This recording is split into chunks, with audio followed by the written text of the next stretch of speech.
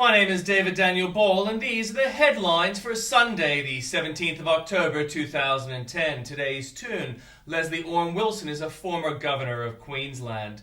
And a Bible quote: "May the words of my mouth and the meditations of my heart be pleasing in your sight, O Lord, my rock and my redeemer." Psalm 19:14.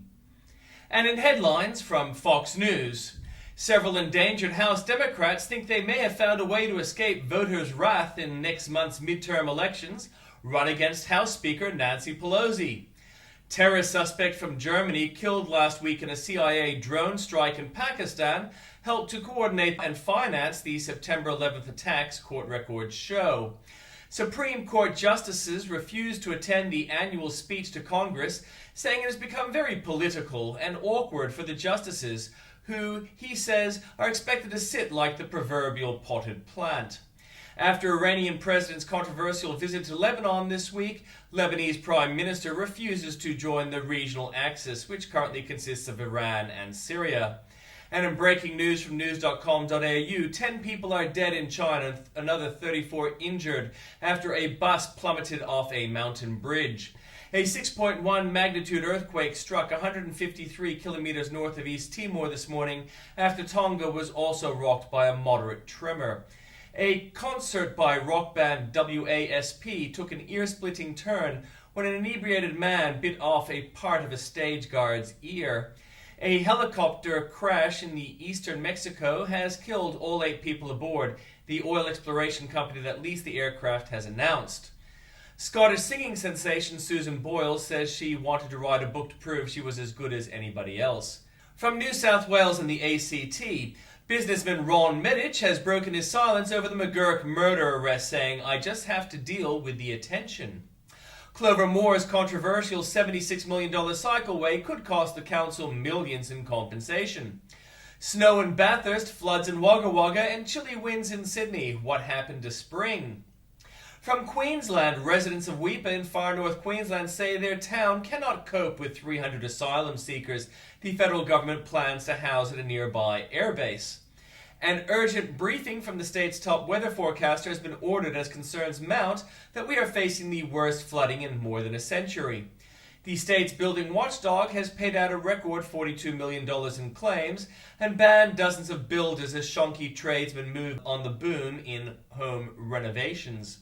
Queensland taxpayers are forking out $42 million a year to help Anna Bligh sell her government's message through any arm of public service media advisors. From Victoria, Victoria will push for laws to allow police across the country to track domestic violence offenders who may be kept on a shame list. Police say they catch 120 extreme high-risk drug abusers on Victorian roads each year, some of whom are repeat offenders. Senior Officer of Public Prosecution staff are bracing for more strife despite the issuing of a public peace pact. So close to an election, it seems the last thing the government wants is a potentially damaging investigation into the OPP. An unseasonable cold snap and deluge of rain has caused havoc across the state, with trees hitting houses and roads closing. Nothing new from the Northern Territory. From South Australia, residents in the Lower Lakes town of Meningie have been shocked by a mystery spike in their power bills up to 100%. Almost 8 years after the state government announced pool fences should be mandatory, confusion still reigns over safety regulations. Homespun, how the Sunday Mail unraveled some of the work of the state's standing army of spin doctors. The head of the state's union movement wants Premier Mike Rann and Deputy Premier Kevin Foley to step down and allow Labour to return to its core values. A couple of years ago, in one of his excellent machine gun sprays, Paul Keating lamented the emergence of a new class of political leaders who wouldn't get out of bed in the morning unless they had focus group research telling them to do so. From Western Australia, there's almost 3 taxpayer-funded spin doctors working in West Australia for every state politician. While all eyes have been on the surging Australian dollar, Andrew Forrest has quietly enjoyed a billion-dollar boost to his fortune in the past few weeks, making him once again the nation's richest person. Badly behaved police could be disciplined under an AFL tribunal-type model, Commissioner Carl O'Callaghan says. And nothing new from Tasmania. And in comments from Piers Ackerman, bat debacle's real culprits are spared. The Auditor General's report on the federal government's home insulation program is utterly damning, but it leaves unmentioned the real source of the catastrophe, Kevin Rudd. And, as I add, no one in the ALP had the talent to anticipate Rudd's failure with the bats. No one in the ALP had the ability to correct the faults as they were rising. No one in the ALP had the talent to be able to address the problems that had arisen. No one in the ALP is capable of running a program of expenditure. The W word brings fresh hypocrisy to the California governor's race by Tammy Bruce. The word she's using is whore. Save the planet, break an ankle from Andrew Bolt. Warming alarmist Clover Moore tells voters to join her on Ride to Work Day. Miners saved by capitalism. Bigotry confronted. Gillard drowns, another promise.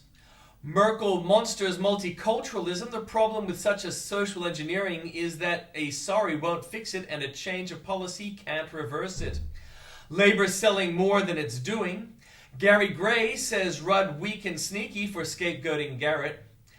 If it's all green, it's sold on a lie. Were the victims just a means to Fraser Kirk's end? Drowning in the booze. Better dress up next dinner, ladies. Which means 200 must go because they are white. More for you there at the link.